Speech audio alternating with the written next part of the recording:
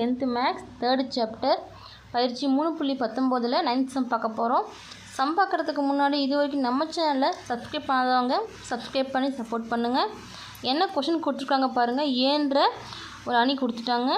கொடுத்துட்டு நம்ம என்ன கேட்டிருக்காங்க, ஏ into A power D, டீன்னா transpose, சரிங்களா, ஈக்குவல் ஐ என காட்டுக.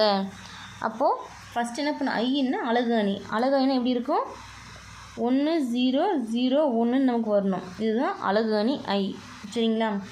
ஃபஸ்ட்டு கொஷினில் கொடுத்துருக்குற டேர்ம் என்ன கொடுத்துருக்காங்க, ஏன்ற அணி கொடுத்துருக்காங்களா, cos theta sine theta minus sine theta cos theta எடுத்து எழுதியாச்சு. இப்போது ஃபஸ்ட் இந்த ஏன்ற அணியை வச்சு ஏ டிரான்ஸ்போஸ் கண்டுபிடிச்சிக்கலாமா. ஏ டிரான்ஸ்போஸ் அப்படின்னா என்னென்னா, ஏன்ற அணி இருக்குது பார்த்தீங்களா, கொடுத்துருக்க இந்த அணியை நிறைய நிரலாகவும் நிறையாகவும் மாற்றி எழுதுனா அதுதான் நமக்கு ஏ டிரான்ஸ்போஸ்க்கான அணி.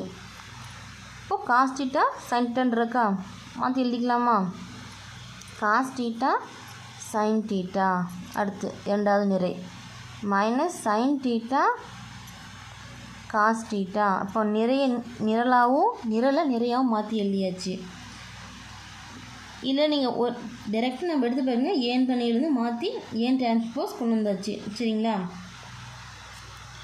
இப்போது மல்டிப்ளிகேஷன் பண்ணலாமா. மல்டிப்ளிகேஷன் பண்ணால் நமக்கு வந்து அலகு அணி வரணும்.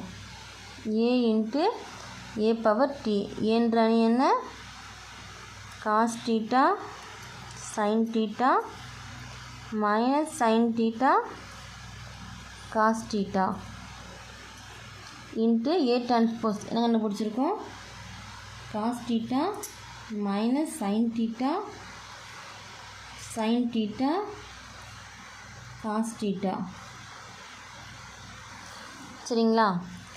இப்போது ஃபஸ்ட்டு பாருங்கள், முதல் நிறையை கொண்டு முதல் நிரலை பெருக்கலாமா. Cos theta into cos theta, 2 cos theta இருக்கா, பெருக்குனா காஸ் ஸ்கொயர் தீட்டா. அடுத்து plus sine theta into plus sine theta plus sine square theta, 2 இருக்கா, சைன் ஸ்கொயர் தீட்டா.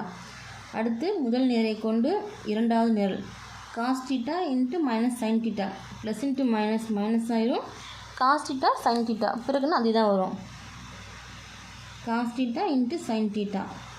இதுக்கும் தோணும் சைன் தீட்டா தான் மைனஸ் இருக்குது, ஏன் காசுக்கு முன்னாடி போட்டிருக்கோம் அப்படின்னு பார்த்தீங்கன்னா, காமனாக பாருங்கள் ப்ளஸ் இன்ட்டு மைனஸ் போட்டிருக்கோம். Cos theta sine theta order ஃபார்முலேஷனில் வந்து ஃபஸ்ட்டு வந்து காஸ் தீட்டா கரெக்டாக ஃபஸ்ட்டு வரும். அதனால் காஸ் தீட்டா ஃபஸ்ட்டு எழுதிட்டு ரெண்டாவது சைன் தீட்டா போட்டிருக்கோம். அடுத்து plus sine theta plus cos theta இருக்குன்னா சைன் தீட்டா காஸ் தீட்டா அப்படியே வந்துடும்.